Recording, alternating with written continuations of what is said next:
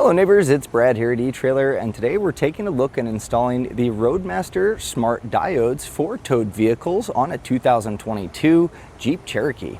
Your smart diodes are going to tie into the lights on your vehicle and via wires running up to the front attached to a 6-pole. And that way when you hook your umbilical cord up to your RV, it's going to transmit your light signals. So when you have your running lights on, your turn signals or brake lights, it's going to illuminate these, and that's going to keep you safe and legal, letting people behind you know what you're doing. Now there's other options out there, and sometimes you'll see the lights that stick on top of vehicles and you got to run a cable up front. But if you plan on flat towing a decent amount throughout the year, it's really nice to have those diodes in place, because once you plug in your umbilical, they're ready to go. And then also when you aren't using it, your factory lights work all the same.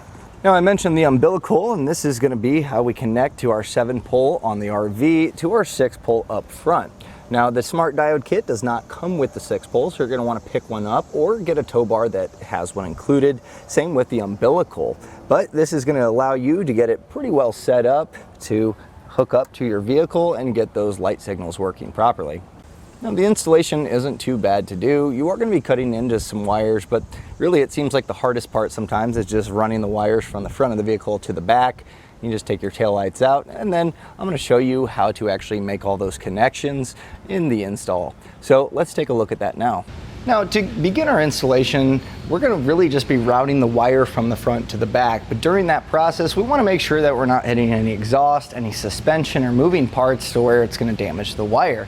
So what I did is start at the front, and we'll hook this up later to our 6-pole, but I just made a loop here just to kind of make sure we have enough to work with.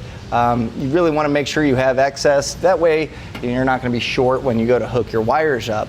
Now from here, I just kind of routed it back through this little rubber plate here. There's a little gap, and then I just passed this up. Now I used some wire loom just because it is going to be in the engine compartment, so I wanted to be safe, and I zip tied it up to the frame rail, and that's going to keep it up and out of the way, because once we get back here we do have the steering and we also have a sway bar.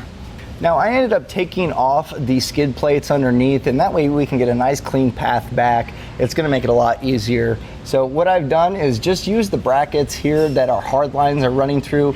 I wouldn't zip tie to the hard line because you don't want those to chafe and cause damage, but going down here I just made sure to kind of throw a zip tie here and there just to kind of keep that in place.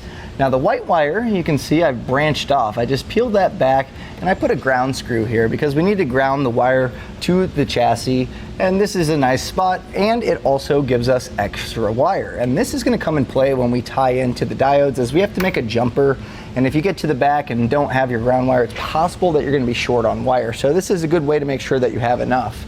So from there I just kind of continued on, and we kind of made our way to where the gas tank is. Now kind of just using the brackets of the fuel tank underbody panel here, I routed this up, and it's going to just go on this rear subframe brace and go up and over. That way we're missing the sway bar. And then as it comes up over here, we can actually use the exhaust hanger bracket. There's a nice little square hole. Now I haven't zip tied this portion yet because we'll be splitting our wires and running them to each taillight. So before we do anything else with this, we're going to get the taillights taken out, and then we can start getting our diodes ran. Now we'll be tying into the wiring on the taillights, and that's where our diodes are going to live, behind this. So we're going to need to pull these taillights out, and we'll be using our T27 Torx bit to get these 2 bolts out. There's the other. And then generally there's going to be some pins that kind of stick into some rubber. So to kind of get those loose, you can kind of just move the taillight like that. This one popped out pretty easy. If you are struggling, here's those pins, and they're just right here. So if it's fighting you, this one's a very new vehicle, so it's not built up, but over time dust and dirt can kind of get in there and kind of cake it up. So if you do need to pry on it, using a plastic trim tool and kind of getting in there to kind of wedge that out can help. So now we've gotten to our wiring, which we'll be tying into. So what I'm going to do is I'm going to unhook this so we can set our taillight aside. So just pull that red tab back, that's the locking feature, push that tab in, and then it'll leave us with this. And what we're also going to be doing while tying into this is peel off this insulation. That way we have a little bit more to work with. And also something I recommend is trying to get it a little bit further back when we cut into it for our diodes. It's going to make it easier to tuck those in and still have room. So go ahead and you can get your other tail light off, and then we're just going to peel this insulation back, and it can be pretty, it's like a insulated tape almost, so it can be tricky.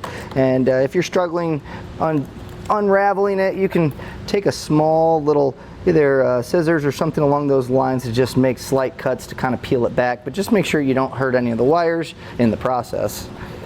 So now I've peeled this back and I've gone ahead and tested the wires that we're going to need to splice into, and on our driver's side we have white and yellow. So I'm going to go ahead and cut this. Now again, try to leave yourself a little bit of space to make that connection. I try to go a little bit further back to this grommet, just mostly for space of putting the diode down in here once it's installed. So we'll go ahead and cut that, and we'll just go back and strip the ends here on both sides of that yellow and white wire. And then we're going to grab our smart diode, and this is what it's going to look like. And what we're going to do is take these spade terminals. So these yellow and white are going to go on brake car out. That's going to go towards our plug, so the output, so their tail light. And then brake car in is going to be this wire here. So we'll go ahead, we'll take these spade terminals. And sometimes to get these wires to feed in, you just want to give it a quick twist there, just kind of tighten them up.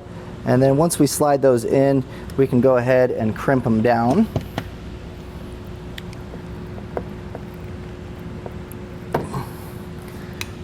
So just a quick little tug here should be enough. And so to connect to the rest of these, we have a ground, and in the kit there's going to be this small white wire. We can go ahead, let's get this one attached. We'll just pull off this spade connector, and then we'll strip an end of this white wire. And then on the other end is going to go a ring terminal, and that's also included in the kit, so we can go ahead and strip the other one in. And this is just going to ground that diode. We already have the factory ground that we saw underneath, but these smart diodes have a ground on both diodes, so we'll be doing this on the other side as well. So I'm going to go ahead and just plug in our yellow and white. Again, the one towards the grommet is going to be car brake in. It's kind of nice they have it all laid out here. And then we'll snap this one in place as well. And then ground, pretty easy there. So what we'll do is just plug this in, and we'll be grounding this inside of here, but we're gonna need to feed up our wires to get the RV brake and RV tail. So what I've done here is our wires that we have fed. We have our yellow, which is going to be for our left turn signal, and our brown, which is going to be for our tail markers. So what I'm going to do is split the green, because that's going to go over to the other side of the vehicle. And we're going to want to pull these wires up through.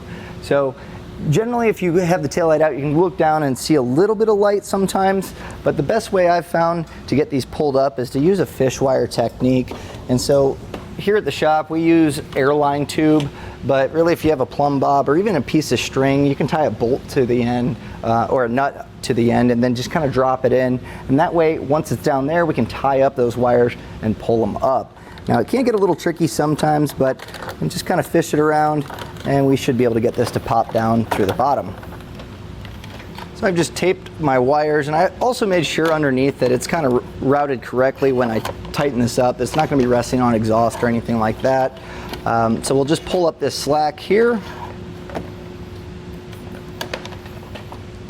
And obviously we have quite a bit of extra wire here, so I'm going to go ahead and just cut off this excess.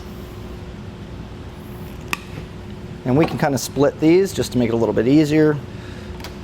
And now we're going to need to tie in these to the rest of our diodes. So we have our RV tail light, and that's going to be our brown. And then our RV brake, our yellow. Now the thing about RV tail light is it's going to be jumpered over to the other tail light. So what we're going to do, that extra white wire that we saved from kind of running back that ground screw, we're going to eventually take this, attach it in with the brown, and then feed it over, and that way they're jumpered together. So as you can see, just double check here. You have your RV brake. We have our yellow going into there, as that's going to be our brake and turn signal. Our running light here, which is going to be shared as a jumper wire to our other side, is going to be in the middle. And then we have that factory yellow with white wire, or with white line there. That's going to be our brake car in. So just make sure you have that properly up. And now we're going to need to get this ground wire mounted up. And we have plenty of wire here to work with. So I'm going to kind of tuck it down here. That way it's out of the way of the tail light. So we'll just take our self-tapping screw. And I'm just going to kind of drill it in right down here. And just make sure it's tight enough to where that ring terminal is not spinning around. And then once we have that all wrapped up, we can actually go ahead, get our taillight back in, and then we'll head over to the other side. Now on our passenger side, it's going to be pretty much the same. I went ahead and routed our green and that jumper white wire across, just kind of the hitch. There is a heat shield under there, so I kind of just used my fish wire technique to get that through there, and I'll go back and zip tie it up nice and clean. But as far as connecting, pretty easy here. The wire that we tied into from the factory is going to be a white with a gray stripe. So that's going to go to our brake car out and our brake car in. Our RV taillight is going to be, again, that white jumper, which is brown on the other side. And then we have our RV brake light, which is going to be our right turn signal. So pretty easy there. Just made those connections with our ground. So now we can go ahead and get this all sealed up and our taillight back on. Now I've gone ahead and mounted up our fascia and trimmed it out so it will fit not only our breakaway switch, but also our 6-pole, as well as our air line for our braking system. Now as far as our wiring here, it's going to be pretty easy to do. We're going to grab our 6-pole. Now if you did not pick this up with your diode kit, you can pick these up separately here at eTrailer, and this is going to allow us to get our wires attached here, and it's going to be the attachment point for our umbilical, which will run to the RV, and that's going to give us our running lights, brake lights, and turn signals. And also this red wire here, we have a charge line on here, so that's going to charge the vehicle as you tow. That way it's ready to go when you get to your campsite. So in order to get this on, what we'll do first is take the boot off. And I've gone ahead and put wire loom here. It's kind of up to you, but it does look a little bit cleaner. That way you don't have a bunch of colored wires behind the grill. And then we're just gonna take our boot and just run this back here. And I've gone ahead and stripped a few of the ends here. They're a little bit frayed, so I'm just gonna kind of clean these up here. And then I'll do the same with our power wire for our charge line. Now also something you're gonna wanna make sure, if you are doing a charge line, I highly recommend not having it hooked up to power, obviously. So you can hook it up to your circuit breaker, but make sure it's not attached to the battery.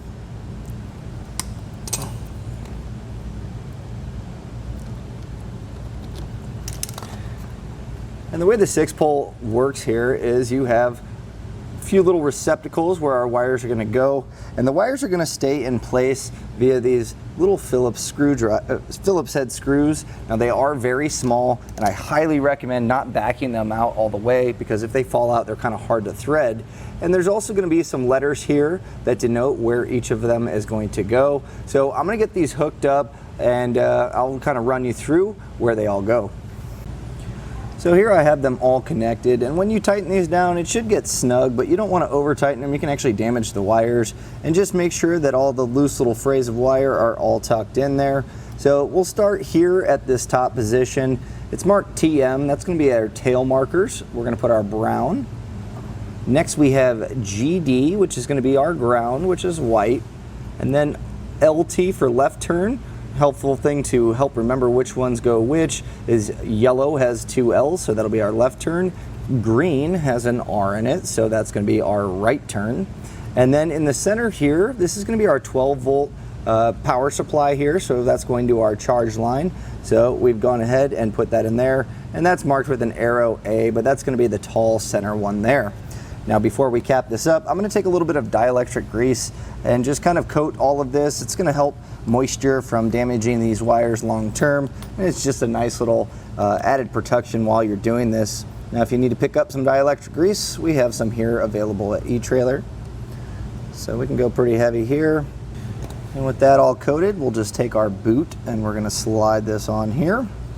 And I'm just going to take some of this wire loom here, and in fact I may have to grab a little extra, but really all we need to do is make sure that this is sealed up, and the best way to do that is taking some electrical tape and just run it all around right here where it caps on there. And then once you get to the section here where the wires are, just make that nice and tight, and that way it stays protected. So now we can align it with our mounting bracket here, and we're going to take self-tapping screws and just kind of get those started in there. And because this is plastic, you don't have to get too crazy here tightening. Just make sure that it's snug and not moving around.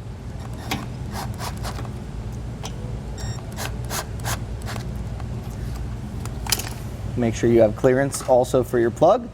And then all that's left to do is test to make sure that it's working.